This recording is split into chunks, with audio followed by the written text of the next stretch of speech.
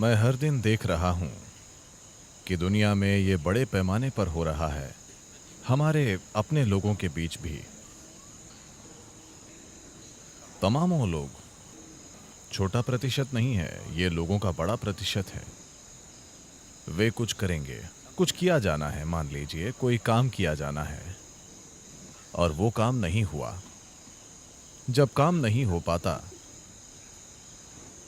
तो पहला विचार आएगा, उसकी वजह से ये नहीं हुआ, इसकी वजह से ये नहीं हुआ।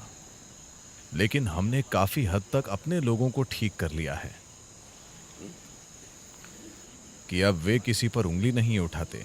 आप देखेंगे कि तमामों लोग किसी आध्यात्मिक कारण की तलाश करेंगे, काम क्यों नहीं हुआ।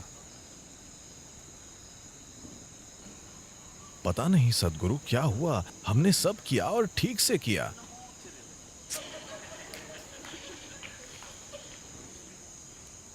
असल में वे मुझे दोष दे रहे हैं। सद्गुरु, आपकी कृपा काम नहीं कर रही है।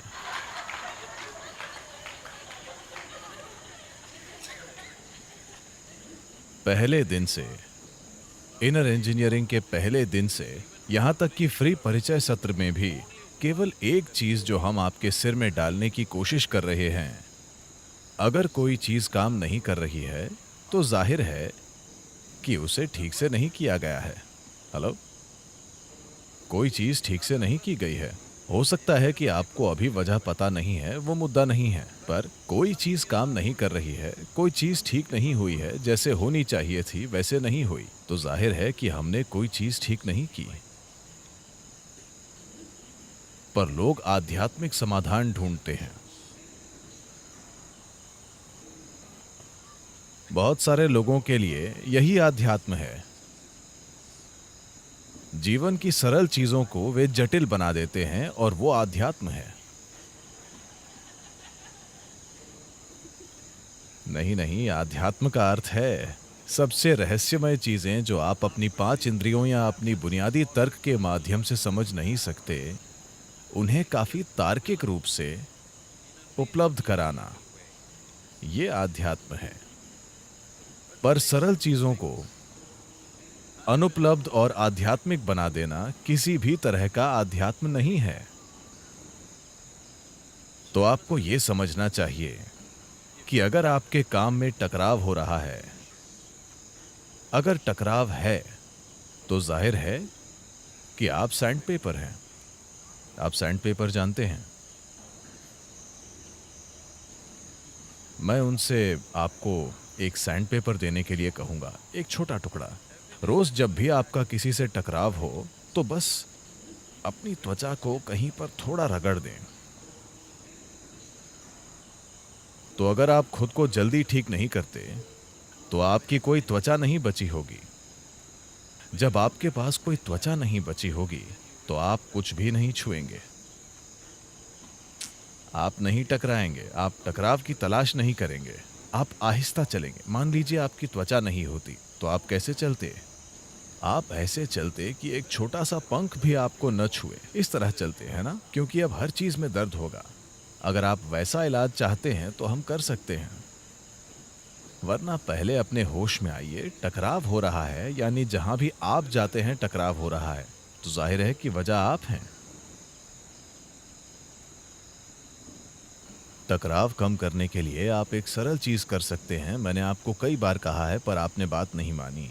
आप एक दिन में या एक घंटे में या एक मिनट में, or in a minute, how many words per minute are you uttering? Bring it down to 50%. प्रति मिनट जितने शब्द आप बोलते हैं उसे 50% तक नीचे ले आइए। फिर भी वही काम कीजिए, आप देखेंगे कि टकराव काफी कम हो जाएगा, सिर्फ इसलिए कि आप बकबक नहीं कर रहे हैं। हाँ, और हम आपको प्रशिक्षित करने की कोशिश कर रहे हैं। आप जो भी देखते हैं, चाहे आप किसी आदमी, औरत, बच्चे, गाय, गधे, गधे को भी आपको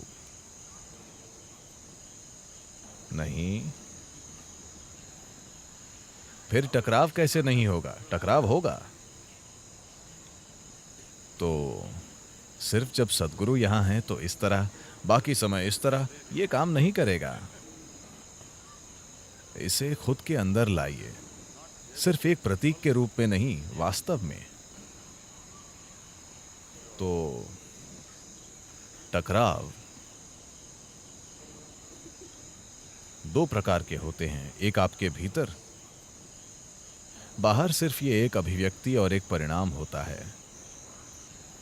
तो इनर इंजीनियरिंग की पूरी चीज का मतलब सिर्फ इतना है कि जब आप यहां बैठते हैं तो आप बिना किसी टकराव के यहां बैठ सकें। अगर आप यहां बिना किसी टकराव के बैठ सकते हैं तो बाहरी टकराव भी कम हो जाएगा। पर जब आप किसी सैंड पेपर से मिलते हैं तो कुछ टकराव तो होगा। सैंड पेपर होते हैं, हेलो, तो जब आप एक सैंड पेपर से मिलते हैं तो टकराव तो होगा, वरना कैसे ये होगा। तो आम तौर पर हम सैंड पेपर से जितना हो सके बचते हैं, पर कभी कभी हमें उनके साथ काम करना पड़ता है। जब हमें सैंड पेपर के साथ काम करना हो तो आपको चतुराई चाहिए होती है। ये चीज आपको सीखनी होगी, वरना ये नहीं आएगा। इसमें कुछ भी आध्यात्मिक नहीं है, ये समाज में चतुराई है। कभी कभी ये काम नहीं करती, पर ये हुनर की बात है। कुछ लोग जो बिल्कुल आध्यात्मिक नहीं होते, वे सैंड पेपर से मिलने पर बहुत चतुराई से काम लेते हैं। आप ऐसे एजेंटों और दूसरे लोगों को देखेंगे जो सरकारी कार्यालयों और राजनीतिक माहौल में काम करते हैं। वे बहुत चिकने होते हैं। इससे फर्क नहीं पड़ता कि दूसरा व्यक्ति कितना अक्खड़ है। ये लोग बस, वे सिर्फ अपना काम निकाल कर चल देते हैं। तो सैंड पेपर के साथ काम करने के लिए हुनर और अनुभव चाहिए। इसमें कुछ आध्यात्मिक नहीं है, ये एक सामाजिक हुनर है। पर आम तौर पर आश्रम में बहुत कम सैंड पेपर हैं। कभी कभी लोग उन पर रेत डाल देते हैं, पर वे झाड़ देते हैं। वे उसे हर समय खुद पर नहीं रखते। कभी कभी वे वैसे होते हैं, वे हर समय वैसे नहीं होते। तो जब वे वैसे होते हैं, जब साही के कांटे खड़े हों, तो आपको थोड़ा दूर रहना चाहिए। जब वो नीचे हों तो आप उनसे बात कर सकते हैं। वो हर समय कांटे खड़े नहीं रखता, उसमें उतनी ताकत नहीं होती। तो आपका टकराव आपको समझना चाहिए, ये सिर्फ आप हैं। मैं क्या करूं, मुझे क्या करना चाहिए, मैं नहीं बताऊंगा। मैं नहीं बताऊंगा। आपको बस इतना ही करना है, हम आपके लिए एक विशेष गधा लाएंगे। आपको उसको पीछे से झुककर प्रणाम करना होगा, सामने से नहीं। सद्गुरु, मैं गया और गधे के खुरों को छुआ। नहीं नहीं, सामने से ये काम नहीं करता है, ये पीछे से ही काम करता है।